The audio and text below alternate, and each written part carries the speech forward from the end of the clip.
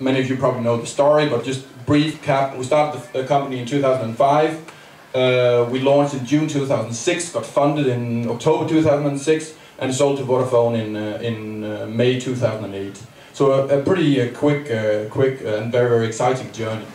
Don't use me as a role model, but I'll at least give a presentation on exits. We made some choices on not focusing on revenue and focusing on the product instead, but that's because we know that the product is the number one thing, and you could say that choice might have made it into a more obvious exit case, because if you didn't have any revenue, then you don't have that many choices, because then your whole thing is very binary. If you don't get acquired, what is there?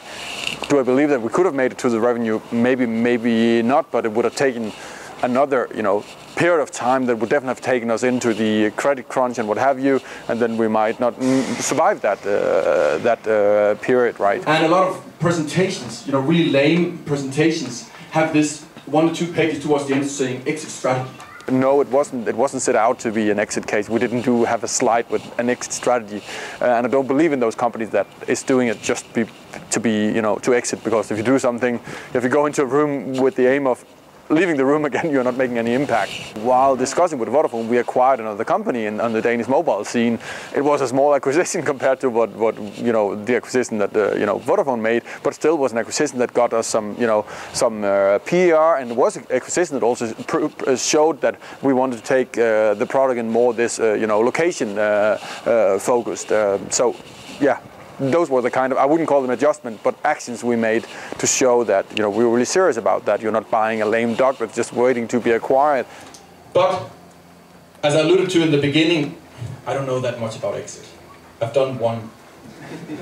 Also done another startup that actually was called SIP as well.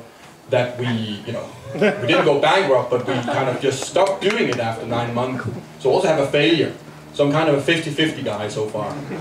The product is what the users are looking for, is that what attracts them, and the product is also then what eventually will attract, in many cases, what will attract an acquirer. I would actually say in all cases, because some acquisitions are clearly made because someone wants to enter a market, they don't have a product, or and that product is already have a giant user base. Skype is definitely an example, but Skype wouldn't have had that giant user base if they didn't have a excellent product. So it all starts with the product, and so we had a great product, and then when people looked behind the great product, it wasn't just luck. They saw an impressive team, and those two factors, ended up in being acquired, I would say.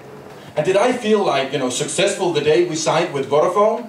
After most of my friends and most of the VC we talked to bashed this space and said it will never fly, mobile is dead, the contact list is boring, don't do it. Yes, I felt like success when we did that. And that's why we did it, to go for the success. And that's also why we chose to exit. And then also because I failed to build a sustainable business. So, to be honest, we did not have any option. Sometimes selling the company is a better option for the vision you have with this, and that's definitely the case with SIP. So I wouldn't say that we would not have exited if we have had revenue. We might have well still have done that, because Vodafone has great distribution power and have done a lot more to the product than we could ever do, because they can deploy much many more resources to building the product. But you shouldn't have an exit strategy as such, but you should think about the exit being one option.